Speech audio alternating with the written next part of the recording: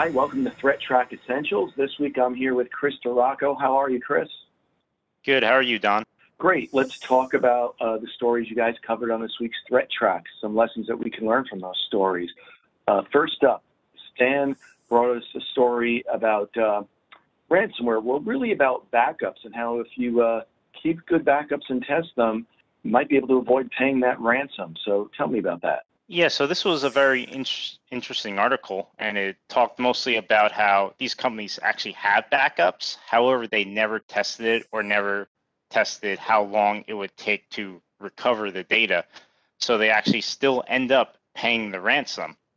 So, Chris, what lesson can we draw from the story? Right, so the lesson that we can draw from the story is that to definitely test your backups, and even if when you pay ransom too, sometimes they give you the decryption key and it doesn't always work and your data is still protected. So definitely the major lesson from this story is to test your backups, determine how long it would take to recover from an incident like this.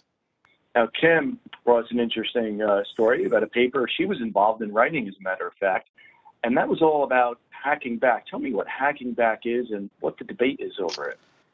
Yeah, this is a definitely interesting debate and definitely a moral gray area, in my opinion. So when people kind of say hack back, they kind of mean that, oh, if your data was compromised or your machine was destroyed in an attack, that you can actually go back as a private citizen, try to find out who attacked your machine and either kind of DDoS their machines or kind of try to get your data back, like your stolen passwords or maybe tax information or whatever you potentially had on that device. And it's a pretty interesting debate, as in, should people be allowed to kind of get their own data back? If someone steals your own car, are you able to steal it back? So it's definitely interesting debate, and I encourage everyone to kind of read up on the subject and kind of formulate your own opinions on it, because it's definitely going to be an ongoing discussion, and with the internet expanding and it's not going away, and adversaries are always going to be here, unfortunately. So it's definitely an interesting topic to learn and study.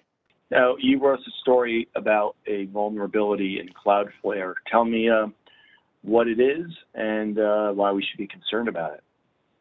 Yeah, so this was a major vulnerability that a security researcher discovered that could have affected potentially 12% of websites on the internet. And on the positive note is that the attack wasn't actually exploited by an adversary, just a researcher who gave this information to Cloudflare, and they were able to patch the vulnerability. And in this case, the vulnerability was a symlink vulnerability that let the adversaries read kind of secrets and passwords that would give them access to compromise the entire content delivery network and other libraries on there. So on the positive note, being open source like Cloudflare is, the research was able to kind of look through the code, determine that this was a major vulnerability, and Cloudflare was then able to fix it once they were aware of the situation. All right, Chris, thanks for all that great advice and knowledge. If you want to keep up with great advice like this, those of you watching, just like and subscribe below, and you can take a deeper look at any of these stories by clicking on them and watching them in their entirety. We'll see you next time.